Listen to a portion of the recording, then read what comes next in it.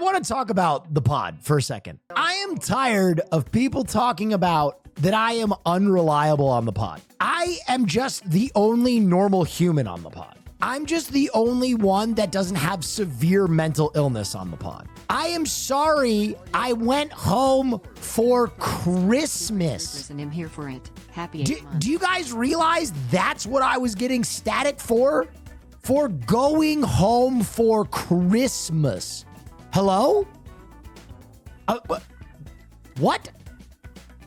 My dad is over 90, okay?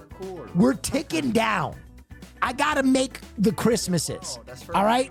I gotta show up for the Christmases. Dude, these madmen are on the pod talking about like, yeah, Will showed up to like 30% of the episodes. Your number one problem, your number one we don't talk about gripe vaginas enough. is Austin. Your number two problem is we don't talk about Kaya's vagina dicks. enough. Okay. What's number three? Number 3 is Hassan thinks the only thing I care about in the world is Taylor Swift. Number 4. What's your You what's your guys next cut gripe? me off. We're not going to do that anymore. I think you could go Okay, back. what's number 5? That's the joke. Come on. I did a little goof. Anyway, I think you could go back and time the amount of times I've talked on this podcast, and it would be less than the amount of times that Will has talked, and he's been here for 30% of the episodes is what I meant to say. Wait, did you count? Did you calculate? I haven't, but I could. Oh, okay. I won't. He's But I been here believe for it. probably 65 to 70%. Regardless, he's talked more than me.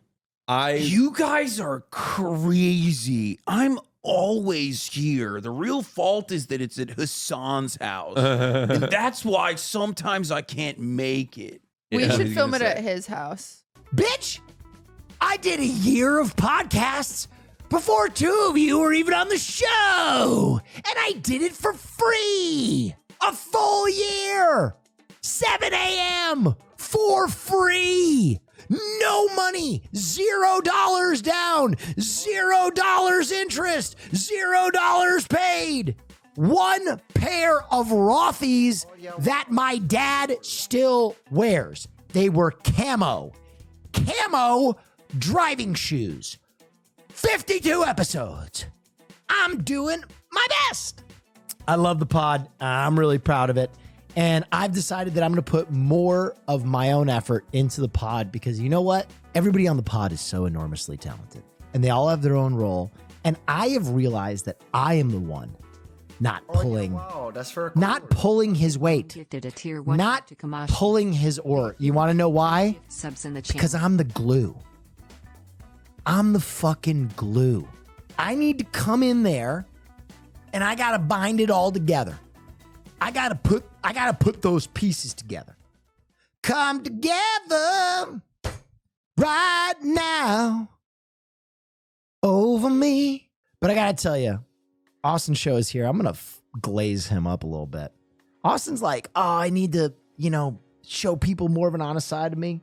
Austin, you make me howl laughing. Just watched Passion of the Christ. I think your character is funny as fuck. From a strictly filmmaking and you make me laugh every time.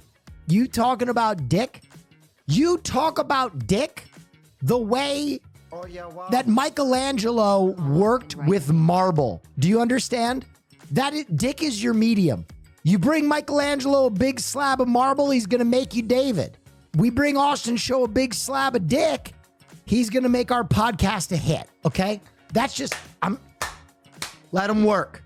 Let him work. Let him cook. Let him sculpt. Right. Wait, you met Tom Brady? I did. Oh, yeah, wow. I met TB12. I'm a stud. I'm ballsy. So I was talking to Lud about our fantasy league and just about football, wishing him a Merry Christmas, all that. What? And then like 2 seconds later, I met Tom Brady and I texted Lud and I guess he was live. What? Will Neff met Tom Brady. How? Merry He just Christmas ran Eve. into him. Man! Sorry. Why him? He's living out my dream. What? There's so many things though. No, that's all I want in life. Tom! This is bread. I'm making bread. What? You have so many things.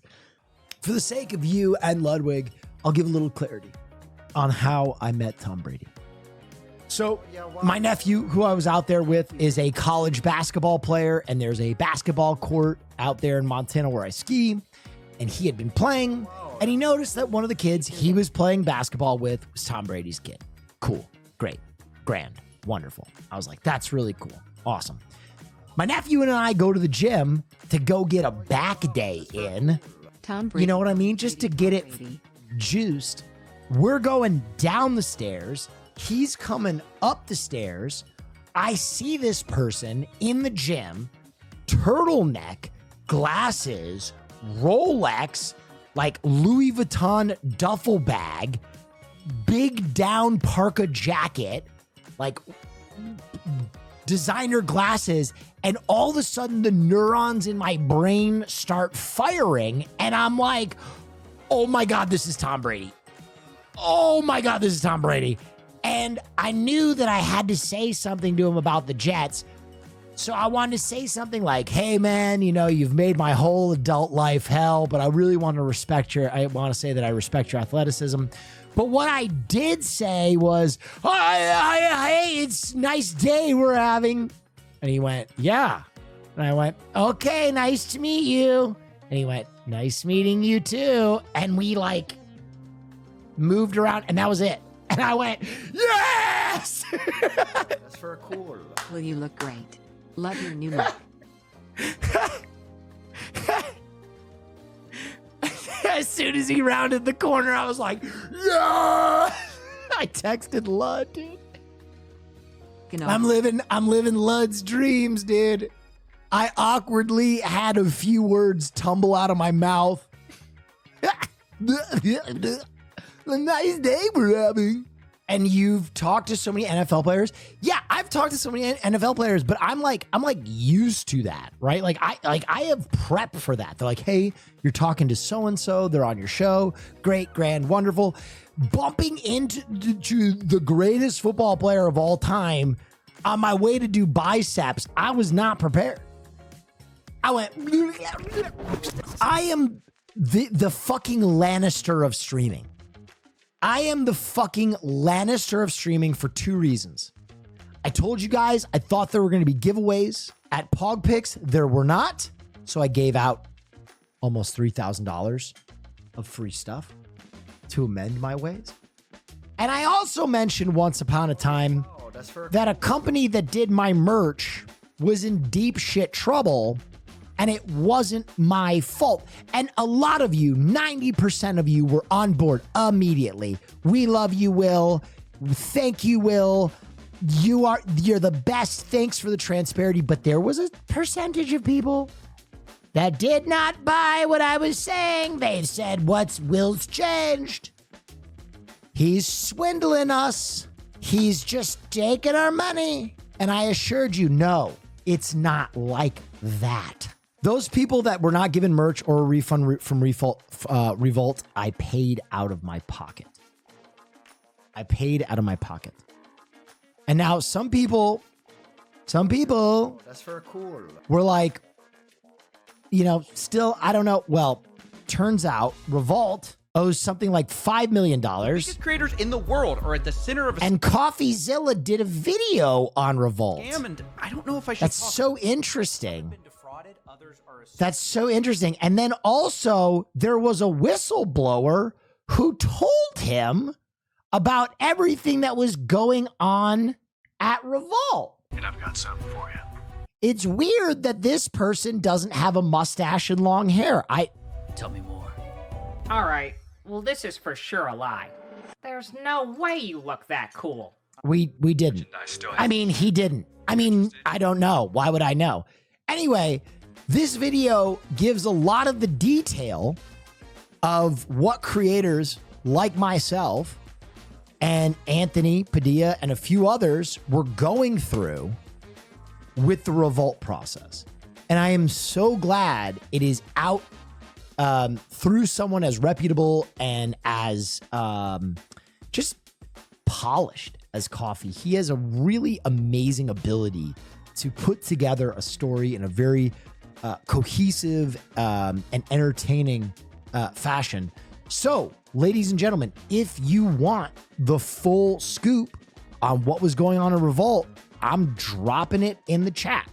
I'm not going to watch the whole video here. I might later, but I feel like within the first 24 hours that a video comes out, I don't want to vamp its success. So go ahead and watch that video, but I just want to say that I feel, gosh, how do I feel? Performance. Oh yeah, wow, that's very cool. Yes, I feel vindication. I feel fucking vindicated.